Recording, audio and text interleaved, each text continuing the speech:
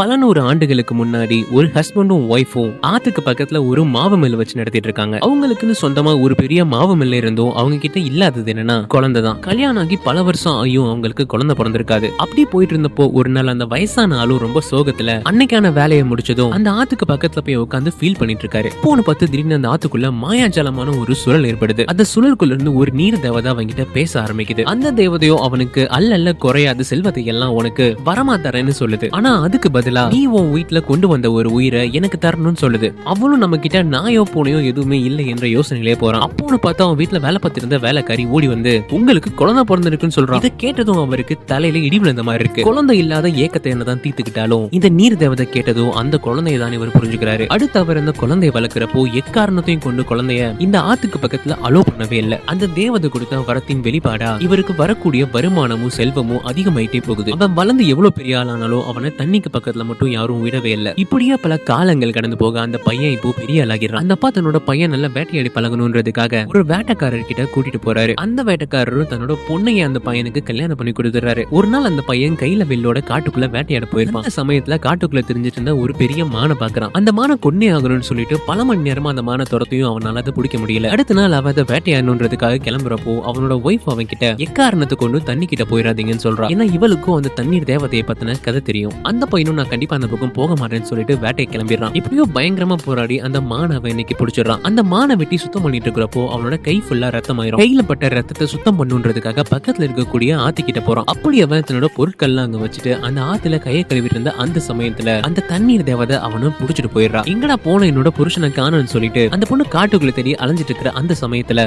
ஆத்துக்கு பக்கத்துல இருக்கக்கூடிய அவனோட பொருட்களை பாக்குறா. அது மூலமா தன்னோட புருஷனை இந்த தண்ணீர் தேவதை இழுத்துட்டு போயிருச்சுன்ற உண்மையும் அவளுக்கு தெரிய வருது. என்ன பண்றதுனே தெரியாம பயங்கரமா அங்க நின்னு அழுது புலம்பிட்டு இருக்கா. ஆனாலும் அவளுக்கு எந்த ஒரு விடையும் கிடைக்கல. பயங்கர சோர்வாகி அந்த ஆத்தோட கரையிலேயே படுத்து தூங்கிடுறா. அந்த சமயத்துல அந்த பொண்ணுக்கு ஒரு கனவு வருது. அந்த கனவுக்குள்ள அவளுக்கு ஒரு வீடு தெரியுது. அந்த வீடு அந்த நாட்டுல இருக்கக்கூடிய ஒரு காட்டுக்குள்ள இருக்கு. அதுக்குள்ளதான் தனக்கான விடை இருக்குன்னு சொல்லி நினைச்ச அந்த பொண்ணு இந்த வீட்டுக்கும் போறா. அந்த வீட்டுக்குள்ள ஒரு வயசான அம்மா இருக்காங்க. அவங்க கிட்ட தன்னோட புருஷனை இந்த மாதிரி தண்ணீர் தேவதை தூக்கிட்டு போயிருச்சுன்னு சொல்லி பயங்கரமா புலம்பி அதோட அவர் நான் திரும்பவும் பாக்கணும்னு கேக்குறா. அந்த வயசான அம்மா தன்கிட்ட இருந்த ஒரு மாயாஜல ஃப்ளூட்டை கொடுத்து இது ஒரு மந்திர ஃப்ளூட், இதை பயன்படுத்தி உன்னால உன்னோட ஹஸ்பண்ட காப்பாற்ற மட்டும்தான் முடியும். ஆனா உன்னால அவர் கூட வாழ முடியாது. ஏன்னா இந்த இசையை யாரு கேட்டாலும் அவங்களோட நினைவுகள் அழிஞ்சிரும் சொல்றாங்க. இருந்தும் தன்னோட ஹஸ்பண்ட காப்பாற்றணுன்றதுக்காக அந்த ஃப்ளூட்டை வாங்கிட்டு போறா அந்த பொண்ணு. அந்த கரைக்கு பக்கத்துல உட்காந்து அந்த ஃப்ளூட்டை வாசிக்க ஆரம்பிக்க இப்ப பார்த்தா தண்ணிக்குள்ள இருந்து அவளோட ஹஸ்பண்ட் மேல எந்திரிச்சு வரான். அவனை பார்த்ததும் சந்தோஷத்துல அவனை கட்டி அணைக்க பயங்கர சூறாவளியாட்டம் அந்த தண்ணீர் தேவதை அவங்க ரெண்டு பேரையும் முடிச்சு அவங்க ரெண்டு பேரையும் பிரிச்சு வேற வேற இடத்துல போட்டுறா. இப்படியே பல நாட்கள் கடந்து போக அவங்களும் தன்னோட பழைய நினைவுகள் இல்லாம ஒரு சாதாரண வாழ்க்கையை வாழ்ந்துட்டு இருக்காங்க. ஒரு கரையோட ஒரு பக்கத்துல அந்த பையன் பன்னிங்களை மேய்க்கக்கூடிய வேலையை பார்த்துட்டு இருக்கான். அதே கரையோட மறுபக்கத்துல அந்த பொண்ணும் ஒரு ஹோட்டல்ல சமைக்கிற வேலையை பார்த்துட்டு இருப்பா. இப்படி போயிட்டு இருக்கிறப்போ ஒரு நாள் அவங்க ரெண்டு பேரும் எதிர்ச்சியா ஒரு பிரிட்ஜ் கிட்ட மீட் பண்றாங்க. ஏதோ ஒரு இனம் புரியாத உணர்வு அவங்கள பக்கத்துல உட்கார வைக்குது. ரெண்டு பேரும் ஒன்னா பேசிட்டு இருக்கிற அந்த சமயத்துல எதிர்ச்சியா அவங்க தண்ணியை பாக்குறாங்க. அந்த சமயத்துல சரியா அந்த தண்ணீர் தேவதையோட கடந்த காலத்தை காட்ட தான் மறந்து போன எல்லா விஷயமும் அவங்க ரெண்டு பேருக்கும் ஞாபகம் வந்துடுது. அந்த மகிழ்ச்சியான காதலோட அவங்க கட்டி இணைக்க அதுக்கப்புறமா தான் தன்னோட உயிர் காதலோட ஒரு சந்தோஷமான நிம்மதியான வாழ்க்கை வாழ போறாங்க.